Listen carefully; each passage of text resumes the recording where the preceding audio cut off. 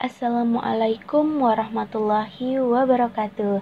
Semangat pagi Ananda semuanya. Apa kabar? Ustazah berharap Ananda semua selalu dalam keadaan sehat walafiat. Dan Ustazah berdoa semoga Ananda beserta keluarga selalu dalam lindungan Allah Subhanahu wa ta'ala. Amin. Baiklah, untuk Ananda semuanya, sebelum kita memulai pembelajaran pada hari ini, yuk sama-sama kita mengucapkan lafaz basmalah. Bismillahirrahmanirrahim. Baiklah Ananda, sebelum kita memulai pembelajaran pada hari ini, jangan lupa juga untuk berdoa sebelum belajar. Yuk kita baca doanya bersama-sama. Bismillahirrahmanirrahim. Raditu billahi rabbah wabil islami dina wabi muhammadin nabiyya wa rasulah rabbi zidni ilman warzuqni fahman wa amalan soliha amin. Baiklah Ananda, untuk pembelajaran bahasa Indonesia pada kali ini, kompetensi dasarnya adalah menelaah struktur dan unsur kebahasaan dari teks deskripsi tentang objek yang didengar atau dibaca. Pembelajaran pada hari ini kita mulai dengan dalil yang berkaitan dengan teks deskripsi. Jadi, Al-Quran Surah At-Taubah ayat 119 yang berbunyi, "Wahai orang-orang yang beriman, bertakwalah kepada Allah dan bersamalah kamu dengan orang-orang yang benar." Nah, apa sih Ustazah kaitannya dengan pembelajaran kita? Jadi Ananda, di dalam tes deskripsi, kita harus mengungkapkan fakta ataupun menuliskan semuanya dengan benar. Nah, kaitannya apa dengan surah At-Taubah?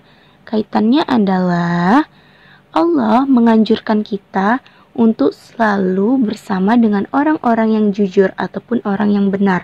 Karena itu adalah anjuran Allah dan itu jika kita melaksanakannya maka itu juga tanda bahwasannya kita adalah orang yang bertakwa kepada Allah.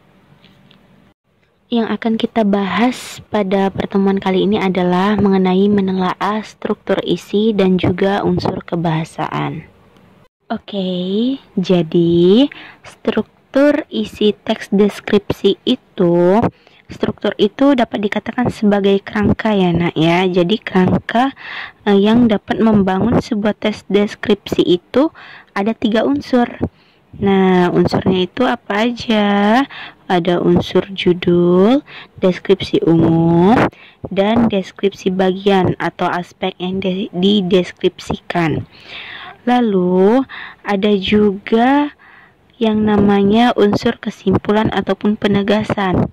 Nah, struktur yang kesimpulan ini bersifat manasuka, yaitu artinya struktur bagian kesimpulan atau penegasan boleh ada, boleh tidak. Oke, paham? Jadi ada 3 unsur yang membangun teks deskripsi, yaitu judul, deskripsi umum, deskripsi bagian. Nah, kalau mau memasukkan tentang struktur kesimpulan, boleh. Tetapi jika tidak ada penegasan, boleh juga. Oke?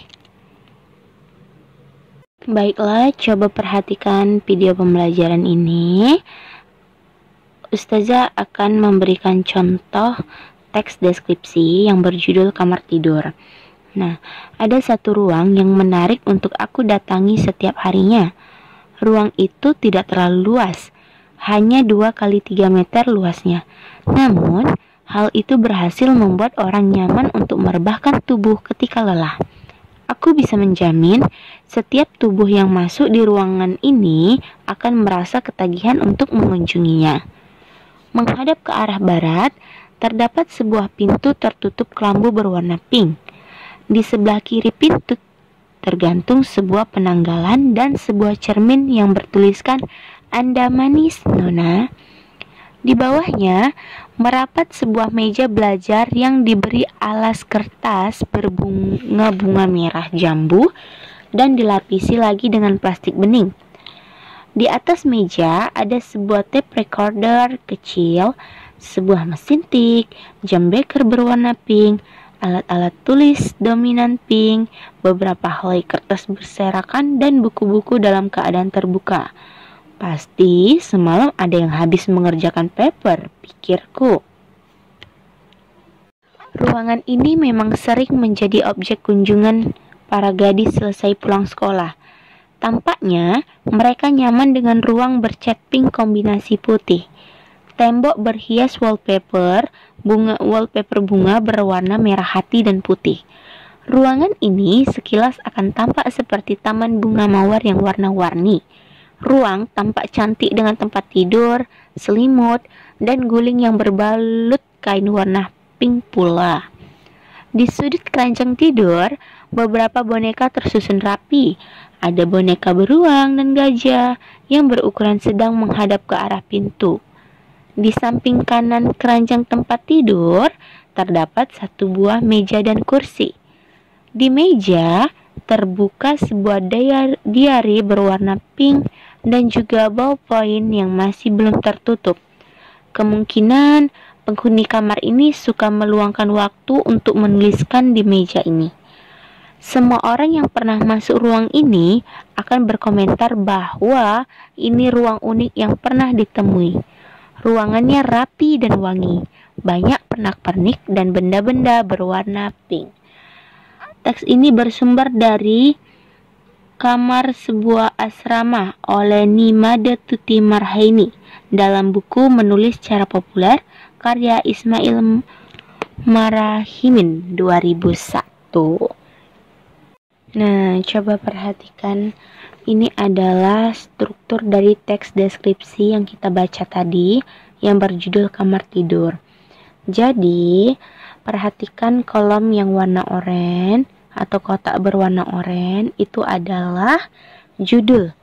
Judulnya adalah Kamar Tidur. Lalu, perhatikan lagi ada 3 bagian, yaitu deskripsi umum, deskripsi bagian, dan penegasan ulang. Pada struktur deskripsi umum, itu berisi mengenai informasi umum tentang kamar tidur yang hendak dideskripsikan. Artinya, coba lihat kembali, Ananda, pada paragraf pertama itu merupakan informasi dari penulis, yaitu informasi umum mengenai judul tadi, yaitu kamar tidur yang akan dideskripsikannya oleh paragraf-paragraf selanjutnya. Lalu pada deskripsi bagian ini ada beberapa bagian. Sini Ustazah buat 4 bagian karena di dalam teks tersebut deskripsi bagiannya ada 4. Yang pertama dari sisi barat. Jadi di dalam teks yang kita baca tadi ada sisi barat, yaitu ada pintu, penanggalan, dan juga cermin. Lalu di bawah cermin ini adalah deskripsi bagian di bawah cermin itu dideskripsikan penulis ada meja lengkap dengan alas meja dan semua benda yang ada di atas meja secara lengkap seperti vas bunga, tape recorder, dan lain-lain. Lalu deskripsi bagian dari teks kamar tidur tadi dideskripsikan pada bagian benda dalam kamar tidur. Jadi benda-benda yang ada di dalam kamar tidur itu disebutkan seperti warna cat tembok, tempat tidur, selimut, dan guling yang semuanya berwarna pink. Nah, itu adalah deskripsi bagian dari benda dalam kamar tidur. Selanjutnya ada deskripsi bagian dari benda di tempat tidur. Jadi si penulis mendeskripsikan bagian-bagian benda yang ada di tempat tidur, seperti benda-benda yang ada di pojok tempat tidur, meja di samping tempat tidur, dan lengkap dengan benda-benda yang di atasnya. Oke, sampai sini paham? Jadi pada deskripsi bagian ini itu sifatnya adalah menjelaskan ataupun memaparkan bagian-bagian yang ada di dalam teks deskripsi. Seperti yang tadi, mendeskripsikan bagian sisi barat, bagian bawah cermin, bagian benda yang di dalam kamar, seperti itu ya. Lalu struktur yang ketiga yaitu penegasan ulang. Ini penegasan ulang ini sifatnya boleh digunakan atau tidak. Nah, penegasan ulang itu isinya apa saja? Isinya adalah komentar tentang penjelasan sebelumnya. Nah, contohnya tadi adalah tentang kamar tidur. Berarti penegasan ulangnya adalah komentar tentang keunikan kamar tidur. Jadi, penegasan ulang ini biasanya ada di paragraf terakhir. Contoh dari yang kamar tidur tadi adalah penegasan ulangnya yaitu semua orang yang pernah masuk ruangan ini akan berkomentar bahwa ini ruang unik yang pernah ditemui. Ruangannya rapi dan wangi, banyak pernak-pernik dan benda berwarna pink. Nah, itu adalah kesimpulan dari deskripsi kamar tidur. Ya, sampai sini mudah-mudahan Ananda Ustazah sudah bisa memahaminya ya nak ya.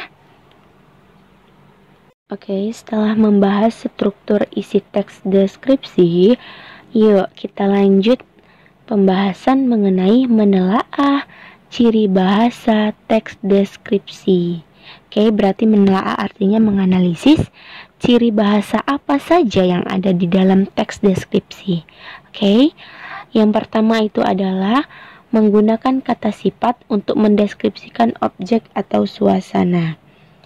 Jadi, jika kita perhatikan dengan seksama, teks deskripsi ini sangat dominan menggunakan kata sifat untuk mendeskripsikan objek ataupun suasananya. Oke, lalu apa kata sifat itu? Nah, kata sifat adalah kata yang menjelaskan, mengubah, atau menambah arti suatu kata benda yang diikutinya sehingga menjadi lebih khusus. Nah, jadi kata sifat ini sifatnya adalah artinya adalah katanya menjelaskan. Menjelaskan apa? Menjelaskan suatu benda yang diikutinya sehingga benda tersebut menjadi lebih khusus. Contohnya, ruang tampak cantik dengan tempat tidur, selimut, dan guling yang berbalut kain warna pink pula. Jadi, di sini ada kata sifat yaitu cantik. Kata cantik di sini menjelaskan apa? Nah, kata cantik ini menjelaskan mengenai ruangan yang digunakan untuk tempat tidur. Jadi kata cantik dipilih oleh penulis yang merupakan kata sifat yang digunakan untuk menjelaskan tentang ruangan tempat tidur, seperti itu ya. Nah, kalau yang tadi kata sifat, maka yang sekarang yang kedua adalah teks deskripsi itu menggunakan kata kerja aksi.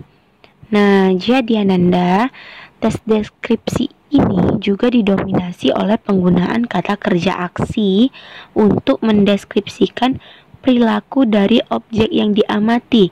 Jadi bedanya, kalau kata sifat tadi menjelaskan benda yang mengikutinya, tetapi kalau kata kerja aksi itu menjelaskan ataupun mendeskripsikan perilaku dari objeknya.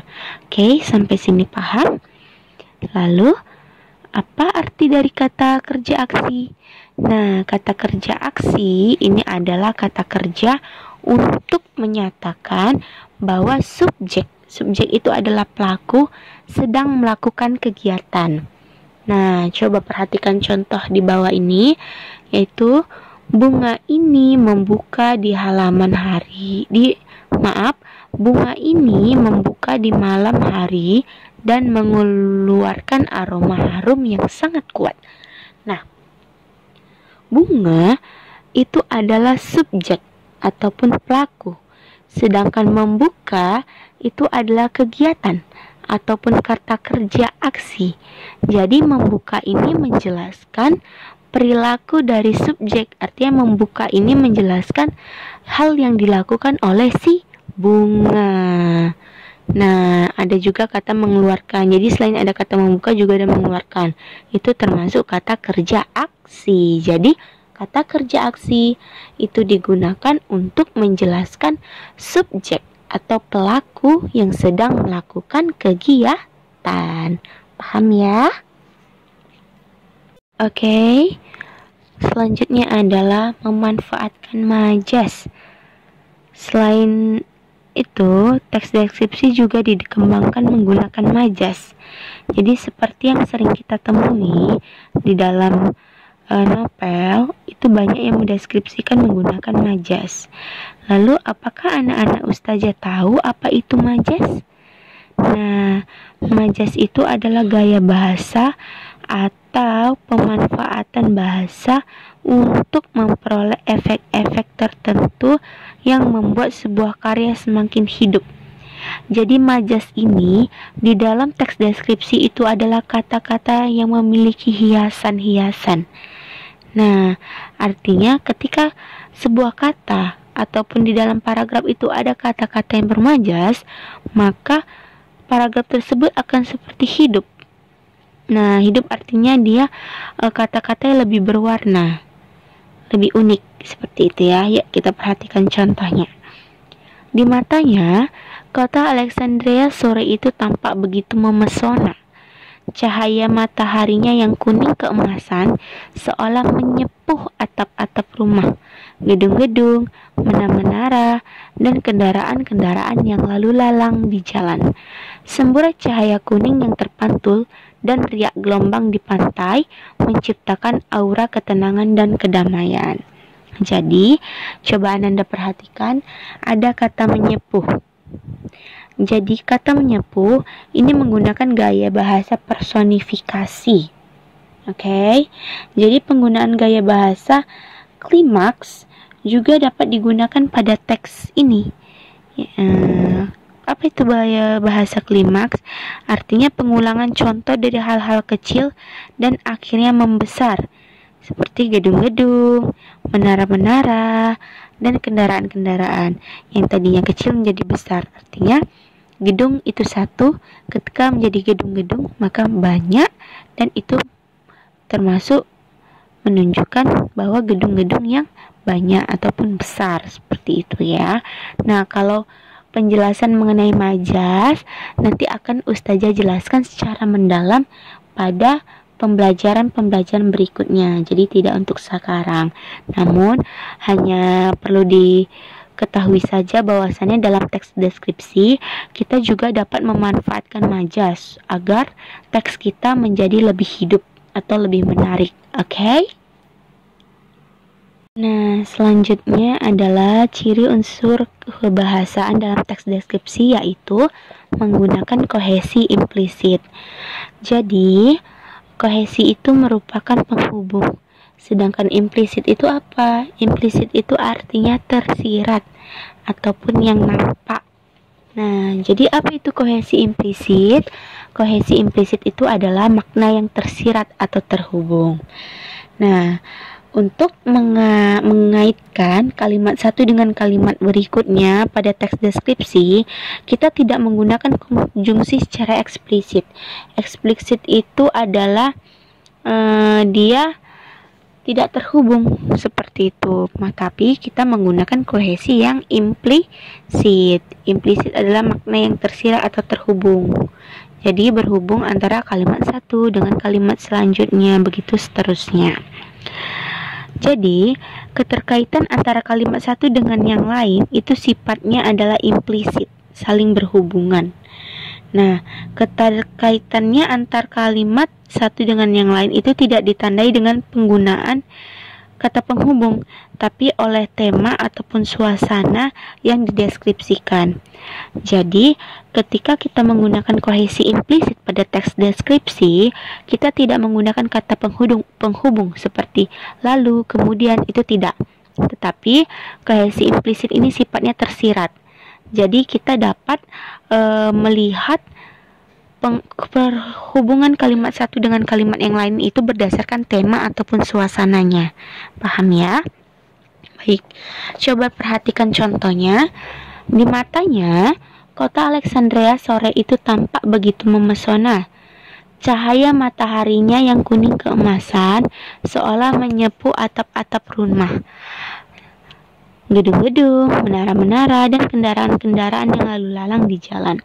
Coba perhatikan Ananda, di kalimat kedua ada cahaya mataharinya yang kuning keemasan seolah menyapu atap-atap rumah, gedung-gedung, dan menara.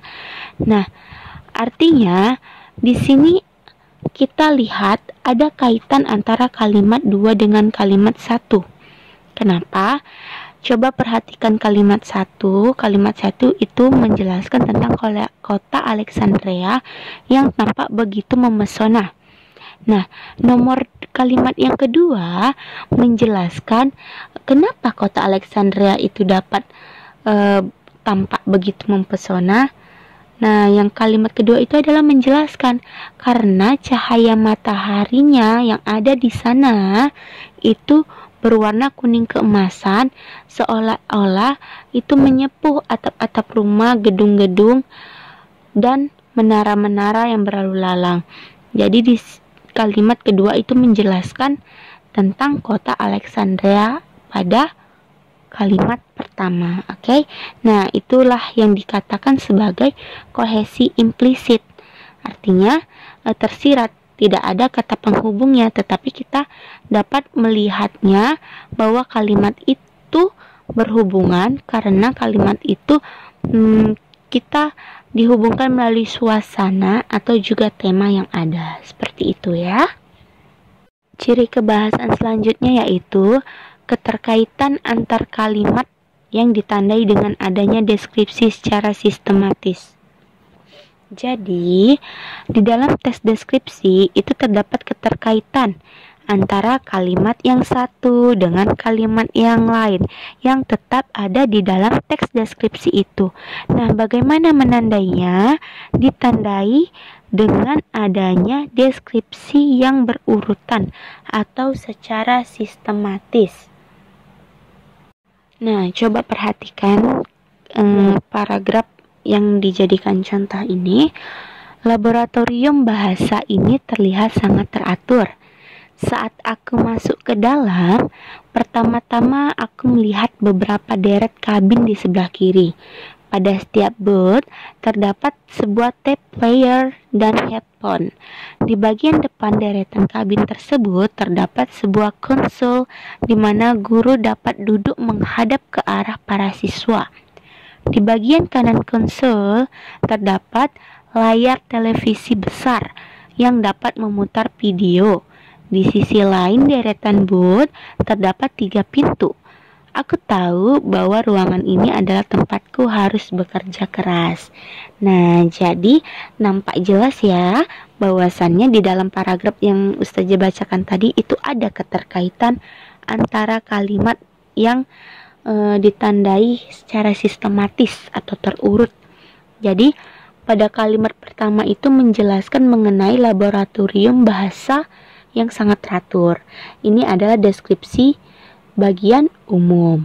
Lalu kalimat kedua itu adalah deskripsi bagian apa? Deskripsi bagian, yaitu saat aku masuk ke dalam, pertama-tama aku melihat beberapa deret kabin di sebelah kiri. Artinya si penulis secara sistematis menjelaskan tentang laboratorium itu dari yang pertama ia lihat atau pertama ia temui.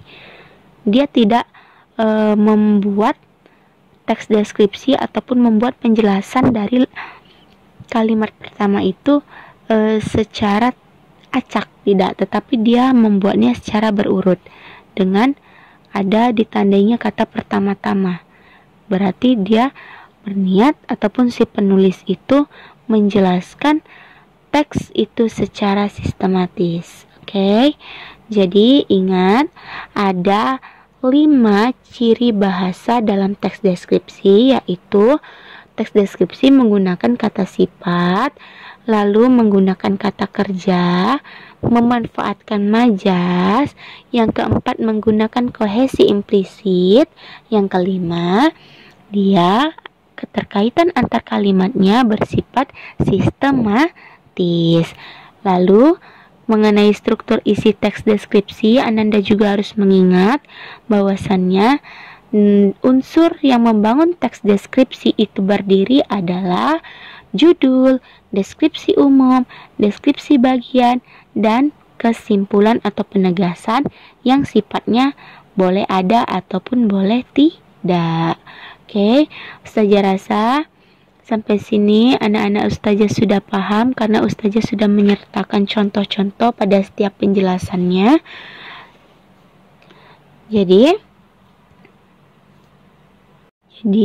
untuk memperdalam pemahaman Ananda, Ustazah memberikan tugas ya nak. Silahkan Ananda lihat LKS Ananda, LKS Bahasa Indonesia pada halaman 5. Kerjakanlah, jawablah pertanyaan nomor 1 sampai nomor 5 dan jawab saja di LKS. Oke, jika ingin ditanyakan, silakan hubungi Ustazah di nomor 0819 9533 2081. Itu adalah nomor WA Ustazah. Oke, sekian dari Ustazah. Baiklah, sebelum Ustazah akhiri, mari sama-sama kita ucapkan hamdalah. Alhamdulillahirabbil alamin. Semoga apa yang Ustazah jelaskan dan apa yang Ananda dengarkan menjadi ilmu yang bermanfaat dan dapat dijadikan sebagai pembelajaran yang bermanfaat dan diberkahi oleh Allah Subhanahu wa taala. Amin ya rabbal alamin. Sekian dari Ustazah, semoga Ananda beserta keluarga dalam keadaan sehat walafiat dan selalu dalam lindungan Allah Subhanahu wa taala. Sekian, assalamualaikum warahmatullahi wabarakatuh.